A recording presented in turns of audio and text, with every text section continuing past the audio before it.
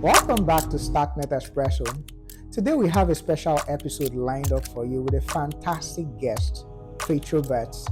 Faith is here to share her unique insights on Starknet's sustainable growth, especially in Africa, mass adoption of Starknet DApps, and of course her journey with Starknet so far. Faith is also working on some exciting projects, and we are happy to have her here on the show with us today.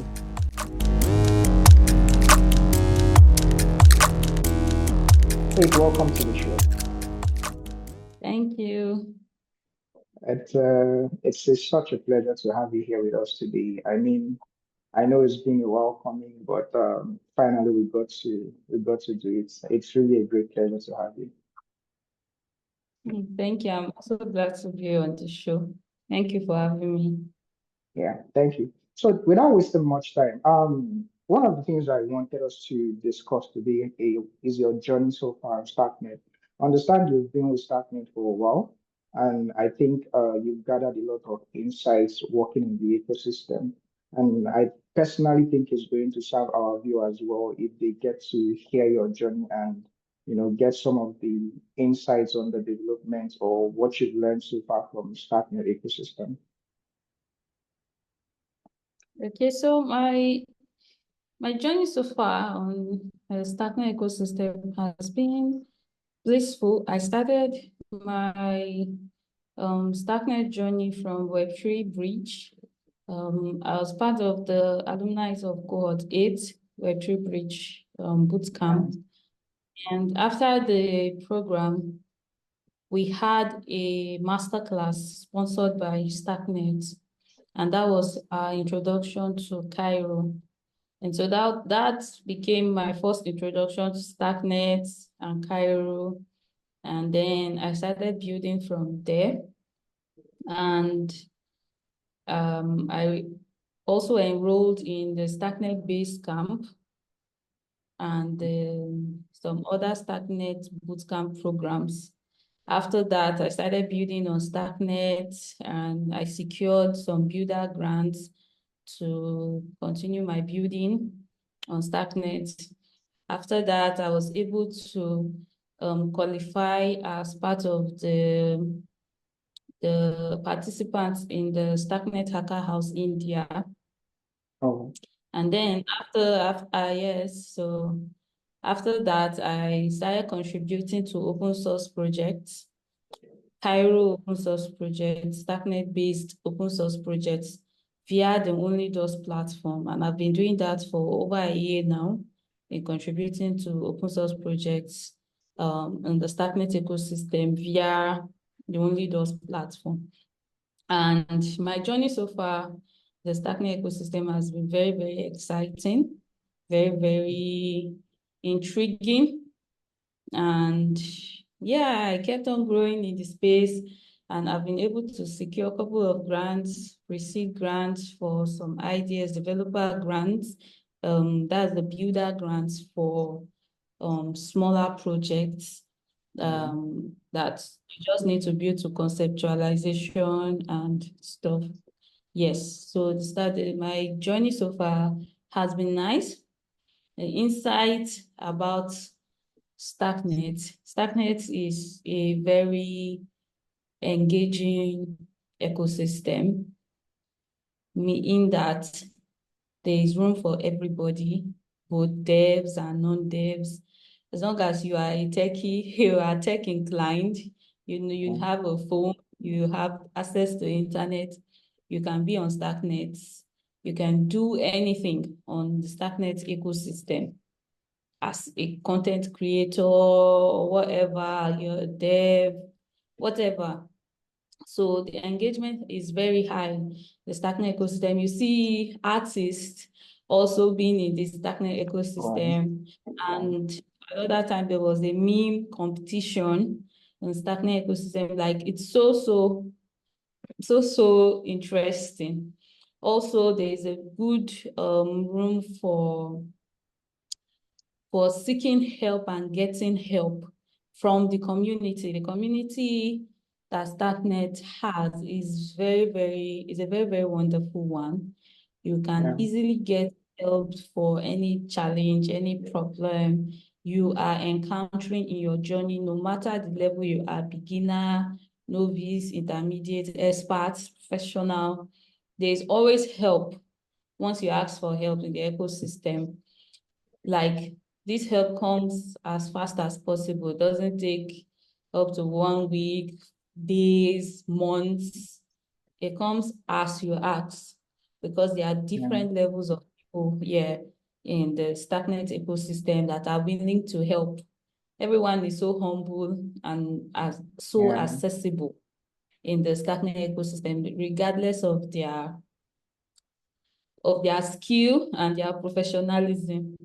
And just a few days ago, you can see that Eli Ben Sassin posted a meme, did a meme video of Starknet. I saw that too.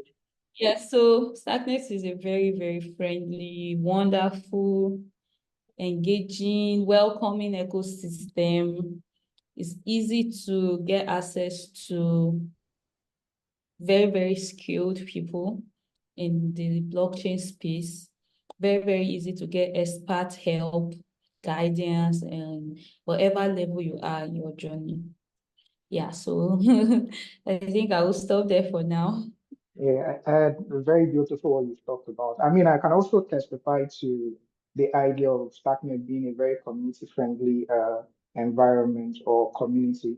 I mean, you being here is an evidence of that. I mean, because I've reached out to a couple of developers in Starknet to, be on the show and talk about things, and they've been nothing short of helpful every time I reach out to everyone.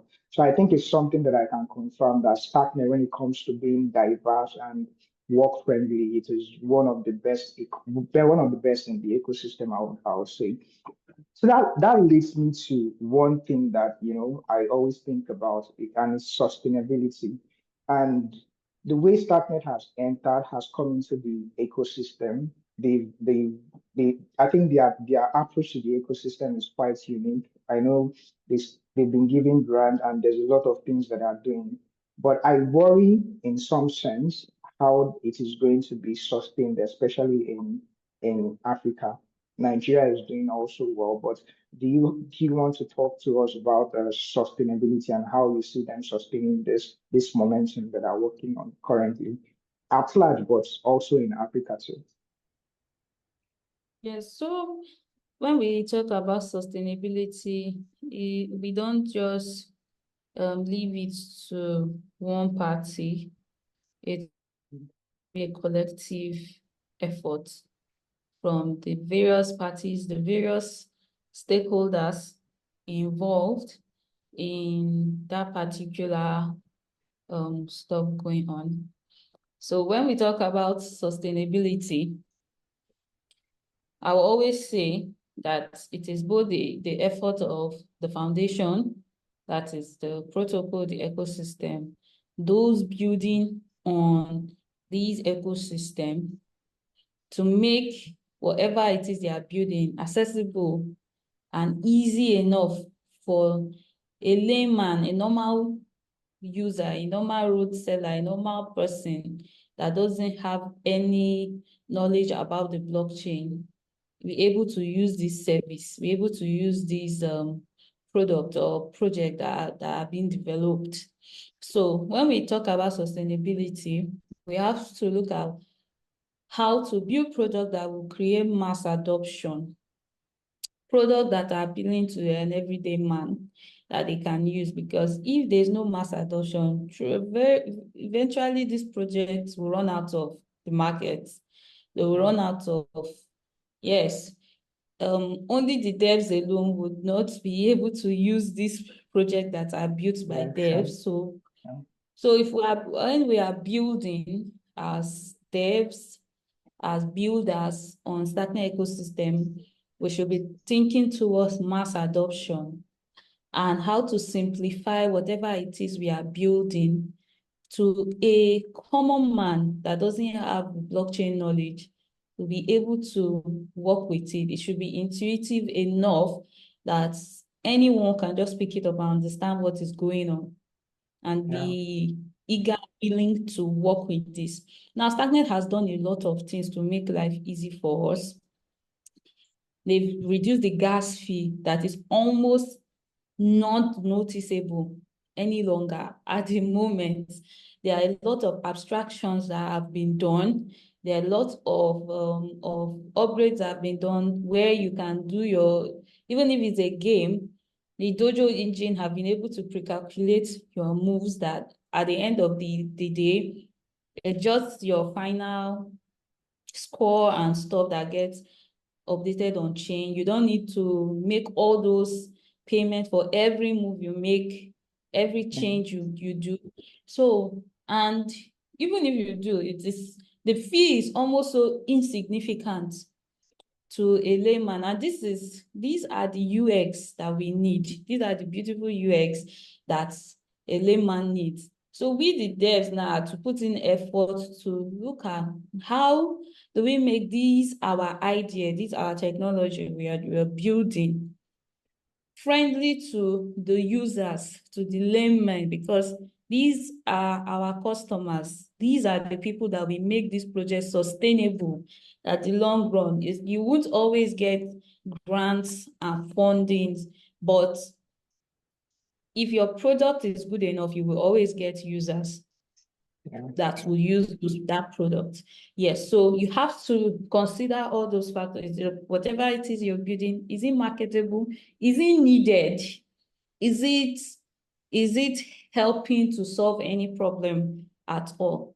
So when we can put all these things into notice or write it on a notepad before we create that project and all, then we can start thinking towards that, yes, this is sustainable and this is going to promote sustainability when it comes to the user aspect of it. And then we know in Africa, we have some blockchain limitations from the government and all, but as I write now, based on the way the blockchain space is, you can do most of your business and stuff just on chain without attracting the government's wrath or policies. Unless you're going into full-blown DeFi that needs so much noise before you can capture the attention of the government into what you're doing. So right now, government is there, but then their intervention is not as much on the projects people build in the blockchain space. So yes, the next thing you will look at is just your users. If there are no government policies that is stopping what you are doing, that is placing an embargo on what you are building on the project and its reach, then the next thing is how do you make it attain that reach, attain that mass adoption you are looking forward to. So that boils down to us. Once we can achieve this mass adoption, then you know that we are already looking at sustainability. Okay. Okay. Yeah. Thank you very much. I think that makes a lot more sense now that you've talked about it, because a lot of people tend to put this responsibility on the ecosystem in some sense. When I mean ecosystem, the protocol to, be the one to drive this. But I know you mentioned one thing, and I'm going to allude that to you because I think it was what would you call it? It was a fascinating statement when I asked you some time ago what you thought about mass adoption, and you said it's not just mass adoption and it's mass education when it comes to the ecosystem. And I think it encapsulates everything that you've talked about with regards to sustainability. And I think that's you've hit the nail at the point, because everybody needs to come up and do their own part. I also have to confirm again that Starknet has done a lot in terms of at least on the developer part, sustain developers through seeing them, build their projects and, build some they can put out there for people to use. Going further, and this is also good because I've always wanted to talk about some of your projects, some of the things that you're working on. And we rightly pointed out sustainability, mass adoption, and basically products. Are there projects that you're working on now that you'd like to share with us? Yes, I'm working on a couple of projects, but I would like to talk about Custos Diretrice because Custos Diretrice is I think it's capturing the eyes of so many people in the blockchain space, and it's giving so much publicity because of maybe the idea and all. Custos Diretrice simply is just protecting your items on chain. I think that is just like the simple way. Custos Diretrice is security, and directory is just like directories. more Directory, like data. files, folders, data, exactly. So what we do at Custos is that we have two features.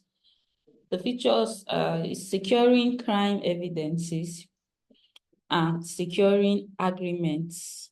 Now, this agreement means any deal done between two people that includes them signing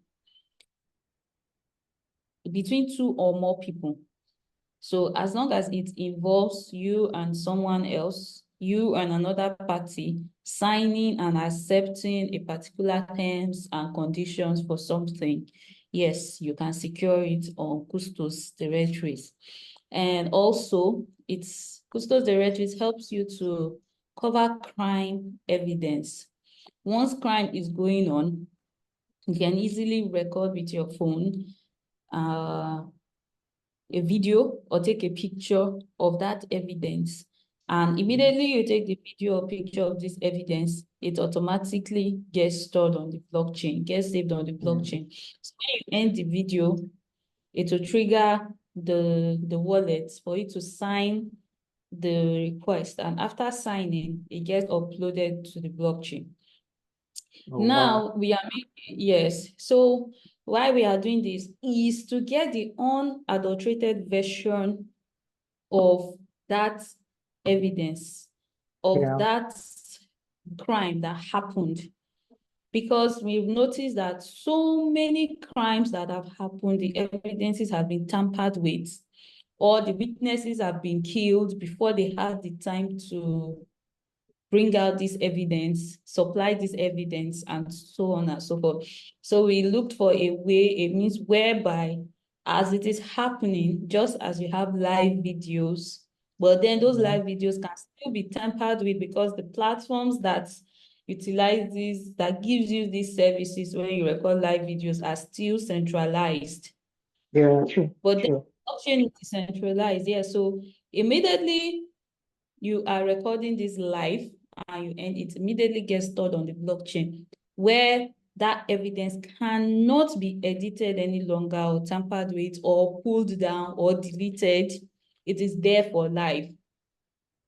So when it is time for investigation, they have the true copy of the evidence. And if due diligence was not done, if justice was not served, everyone can see the true picture of the crime that happened, and make sure that due punishment is being served to the offender, and then justice is being given to the victim or whoever or whatever the case may be.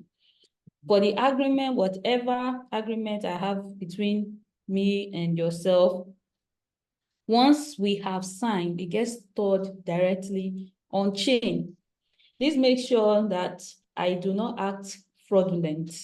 I do not sell the same property to more than one person.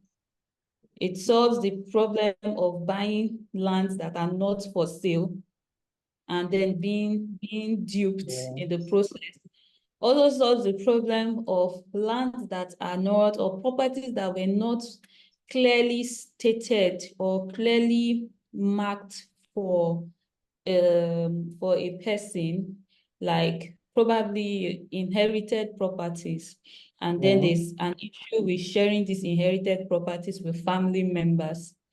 If it has been stored on chain, it will be clear who has it at that moment and who is the rightful person to lay claims to that property as at that moment until it has been transferred from this particular address to the next address of the current person that's supposed to hold it. And this evidence, this agreement can be printed out and presented in the court of law. Yeah, sure. So this is what Custos does. Security in a different way, in that it secures your crime evidences, it secures your documents that shows you are the rightful owner of the property or the current state of an agreement that has been made.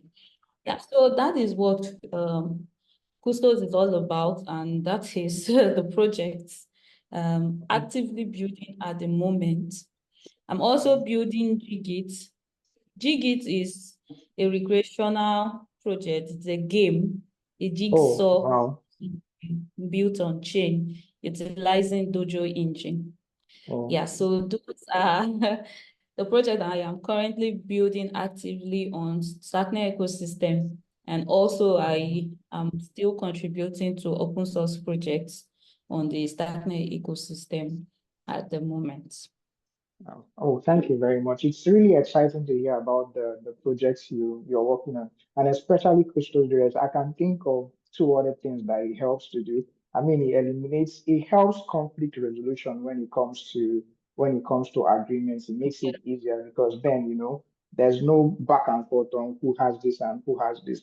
And I think one other thing you people don't even know you're solving is you're saving lives. Because if people understand that sorry, if people understand that these evidences can no longer be tampered with, it makes a lot more sense that people are not going to, if you have cases of murder because someone has a particular evidence. So you're saving lives at the same time. And this is the indirect positives that the positive that it brings to the world at large. And I find it a very exciting project. You talk about JigIT, right? Yes, JigIT. I like games. What is digital about? So JigIT is a jigsaw puzzle game. So when we say jigsaw puzzle game, it's just like bringing a picture, but then breaking this picture into pieces where you have to combine these pieces to recreate that picture. So that is what the game is about. It has different levels, and for each level, the challenge gets steeper because the pieces get broken into more than the previous level. You have to combine them together. And some of the levels are timed, Oh, while wow. others just give you free hands to just take as long as you can to put these pieces together. So the idea of JigIT is just to help you become more relaxed, recreational. If you need to take a break from a task that is proving so difficult. Okay. So that is what I do. When tasks prove so Oh, difficult, I like playing games, especially games that will challenge my intelligence, games yeah. that can be very challenging. If I can put it together, I have this false sense of I can actually achieve these tasks that look so difficult. Okay. I just use the idea of how I played a very complex game to be able to tackle that task, that challenge.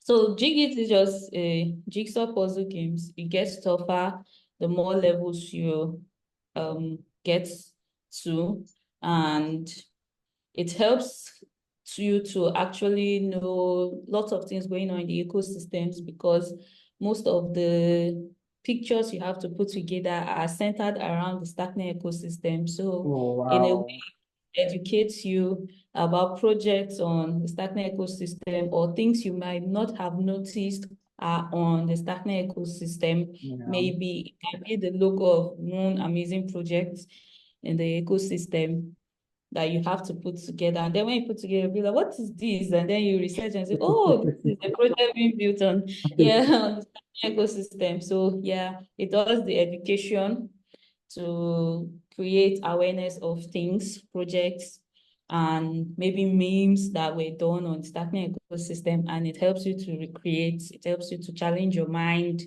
and push yourself to solve these challenges, these puzzles within time, within a short time.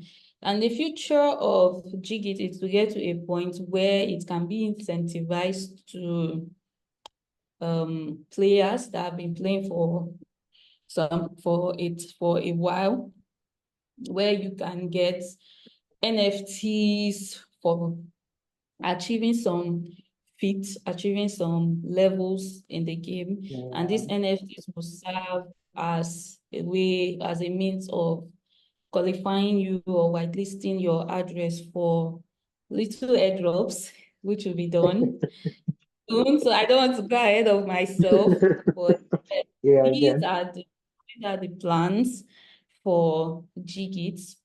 As you have fun, as you challenge yourself, as you solve the puzzles, you recreate, you get educated about what's going on in Starknet ecosystem. At some point, you can earn some money from playing the game. So yeah, I want to play JigIT. Wow. It's been interesting listening. So, I mean, your experience in the ecosystem, and it's even more fascinating when I listen to the projects that you're working on. It's a great achievement, I would say, and it seems the road ahead is also very exciting, and I can't wait to see what you're going to, come up with in next 2, 3 months, yeah, in the future. Yeah, but before we wrap things up, because I think you amassed such an amazing experience within the Starknet ecosystem.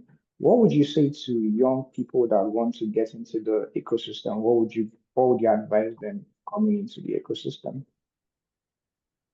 All right, so mostly I would say before you choose an ecosystem to really build yourself upon, you should first look at community and look at how easy it is to get help, get resources and skill. Some communities that help you to grow and help you to achieve what it is you want to achieve within the time frame you've given yourself. So Starknet ecosystem is that ecosystem that gives you this room to grow, room to develop, room to be better than you were, room to have access to the best minds in the ecosystem and get help, get knowledgeable, get the knowledge you need to kickstart something. In fact, if you even come so empty everywhere, you don't even know anything at all, just come there, ask question, what can I do in this ecosystem? You see lots of ideas that will be thrown at you and you'll be like, oh my God, there's so much to do in this blockchain space I just didn't know about. Yeah, so once you have figured that out, if you are a dev, the best thing to do for yourself is to join the base camp. Join the base camp where you learn about Cairo, how to build on Starknet. If you're not a dev, then you want to do content, it is very easy. Starknet is like the first ecosystem I've seen rewarding people for just content writing and memes and arts and videos. It's just so amazing. So you are not limited at all. No matter your skill, no matter what you do in the ecosystem, dev or non-dev, there's something for you to do. There's always an opportunity for you and there's always funding for you. So coming in as a dev, join the community on Telegram. You can also go to the website to see the various programs that Starknet have. So you can position yourself for anyone. Then join the base camp. As a dev, join the base camp, learn. If you're a non-dev, also try to join the base camp because the base camp also gives you an overview of Starknet, gives you just the right tools, the right knowledge you need to have. So after the base camp, you don't need to write code. but you have been equipped with the knowledge you need to thrive in the Starknet space just by being a part of the program. Yes. And then the Basecamp opens you to other programs, opens you to opportunities, grants opportunities, contributing opportunities where you earn from. And most of these contributing opportunities, I said, are not even written codes. They are write-ups, documentations, UI UX designing, and just a whole lot.